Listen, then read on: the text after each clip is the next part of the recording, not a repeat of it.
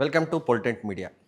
భారతదేశ రాజకీయాలకు సంబంధించినంత వరకు ఒక పార్టీ పేరు ఈ మధ్య మనకు బాగా వినిపిస్తుంది. అది పూర్తి స్థాయి రాజకీయ పార్టీ కానప్పటికీ ఆ పార్టీకి సంబంధించిన పేరు మాత్రం దేశవ్యాప్తంగా చర్చకు జరిగే పరిస్థితి కనిపిస్తుంది.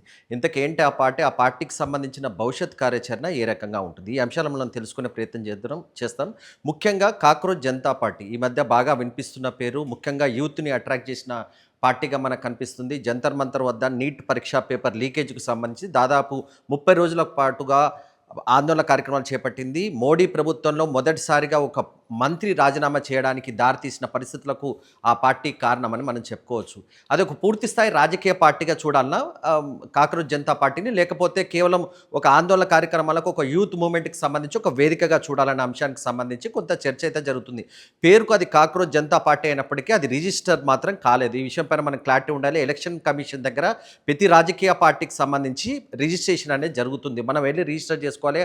ఆ తర్వాత అన్ని అభిప్రాయ సేకరణలు చేసిన తర్వాత ఎలక్షన్ కమిషన్ ఒక రాజకీయ పార్టీని గుర్తిస్తుంది. ఇది ఎలక్షన్ కమిషన్‌కి సంబంధించి ఒక రాజకీయ పార్టీకి సంబంధించిన ప్రక్రియ. కానీ ఈ పార్టీకి సంబంధించినంత వరకు, అంటే కాక్రోచ్ జనతా పార్టీకి సంబంధించి ఇప్పటి వరకు అలాంటి ప్రక్రియ జరగలేదు. ఇంతకు ఆ పార్టీ ఎలా వచ్చింది, ఆ పార్టీకి ఆ పేరు ఎలా వచ్చింది, ఏ రకంగా జరిగే అంశాలను కూడా నేను వివరిస్తాను. మొత్తానికి మేకి సంబంధించినంత వరకు మే 16న సుప్రీంకోర్టులో ఒక కేసు విచారణ జరుగుతుంటుంది. ఆ విచారణ సందర్భంగా సుప్రీంకోర్టు ప్రధాన న్యాయమూర్తి ఒక కామెంట్ చేస్తారు. యూత్‌కు సంబంధించినంత వరకు భారతదేశంలో యూత్ చాలామంది ఖాళీగా ఉన్నారు.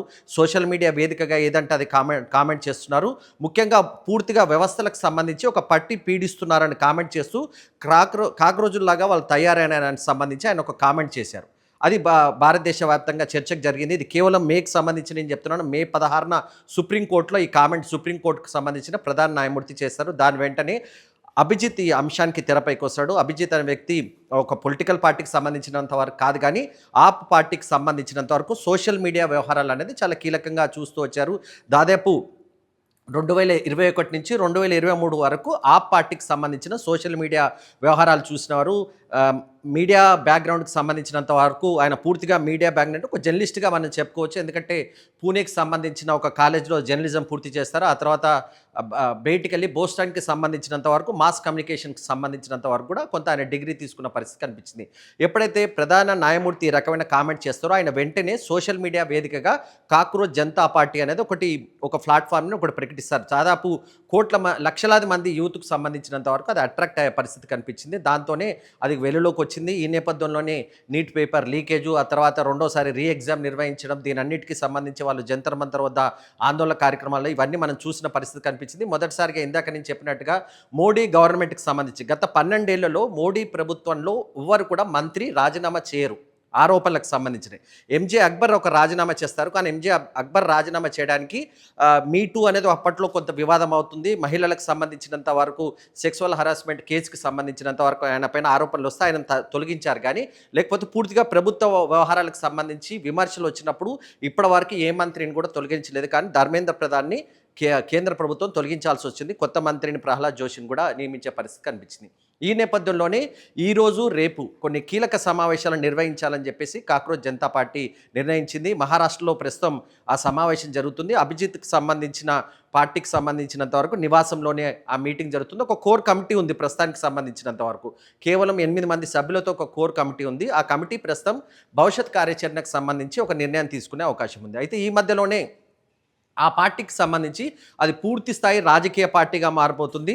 వచ్చే ఏడాది కానీ ఈ ఏడాది చివరిలో కొంత ఉత్తరప్రదేశ్తో పాటు మిగతా రాష్ట్రాల్లో ఎలక్షన్స్ జరగబోతున్న నేపథ్యంలో అక్కడ ఆ పార్టీ పోటీ చేసే అవకాశం ఉందని కూడా సోషల్ మీడియాలో కానీ ఇతర చాలా చోట్ల ప్రచారం జరిగింది. దానికి సంబంధించి ఈరోజు కాక్రోచ్ జనతా పార్టీ ఒక స్పష్టమైన ప్రకటన చేసింది. మేము పూర్తి స్థాయి రాజకీయ పార్టీ కాదు, అది చాలా క్లారిటీ ఇచ్చింది. మేము రాజకీయ పార్టీగా మారట్లేదు, మేము రాజకీయ పార్టీలో మారాలని ప్రస్తుతానికైతే అనుకోవట్లేదు. అంటే ఇప్పటికైతే ఆ పార్టీ పేరుకు రాజకీయ పార్టీగా మనకు కనిపిస్తుంది, కాక్రోచ్ జనతా పార్టీ అని కనిపిస్తుంది, కానీ అది రాజకీయ పార్టీ కాదు. మరి ఏం చేయబోతారు దానికి సంబంధించి అంటే వాళ్ళ ఆలోచన ఏంటంటే ఒక ప్రెషర్ గ్రూప్గా ఉండాలని చెప్పేసి. అనేక వ్యవస్థల్లో ప్రస్తుతం ఒక బలమైన వ్యవస్థ ఒకటి పనిచేయాలి. ముఖ్యంగా ప్రభుత్వాలపైన ఇతర వ్యవస్థలపైన బలంగా ఒత్తిడి తీసుకురావడానికి ఒక వ్యవస్థ ఉండాలి. ప్రస్తుతానికి మేము అలాంటి వ్యవస్థగా పనిచేస్తామని చెప్పేసి కాక్రోచ్ జనతా పార్టీకి సంబంధించిన సంబంధించిన నేతలు అంటున్నారు. అంటే విద్యార్థులకు సంబంధించి కానీ, ఎక్కడ విద్యార్థులకు సమస్యలు కానీ, ఇతర సమస్యలకు సంబంధించి ఫస్ట్ అయితే టార్గెట్గా యూత్ పైన ఆ పార్టీ వాళ్ళకి సంబంధించిన నేతలు వెళ్తున్నట్టుగా కనిపిస్తుంది. నెక్స్ట్ వెంటనే పంజాబ్కి వెళ్ళే అవకాశం ఉన్నట్టుగా మనకు సమాచారం ఉంటుంది. జార్ఖండ్లో కూడా పేపర్ లీకేజ్కి సంబంధించి ఈ 2 రాష్ట్రాల్లో ప్రస్తుతం వివాదం ఉంది. ఆ పార్టీ అక్కడ ప్రభుత్వంలో ఉంది కానీ అక్కడికి ఎందుకు అభిజిత్ వెళ్ళట్లేదు అనేది కూడా ఆయన పైన విమర్శలు వస్తున్నాయి. ఎందుకంటే అభిజిత్కి కేజ్రీవాల్కి చాలా సన్నిహితమైన సంబంధాలు ఉన్నాయి. కేజ్రీవాల్ సీఎంగా ఉన్నంతసేపు కూడా అభిజిత్ ఆయన వద్ద పనిచేశారు. సోషల్ మీడియా వ్యవహారాలకు సంబంధించి మొత్తం కూడా అభిజిత్ చూసిన పరిస్థితి కనిపించింది. ఆ రకమైన విమర్శలకు ఫుల్ స్టాప్ పెట్టాలనే ఉద్దేశంతోనే త్వరలోనే పంజాబ్కి వెళ్ళే అవకాశం ఉంది. పంజాబ్లో పేపర్ లీకేజ్కి సంబంధించినంత వరకు విద్యార్థుల నుంచి ఆందోళన వ్యక్తమవుతున్న నేపథ్యంలో ఆయన అక్కడికి వెళ్ళి తన భవిష్యత్ కార్యాచరణ కూడా కొంత ప్రకటించే అవకాశం ఉన్నట్టుగా తెలుస్తుంది.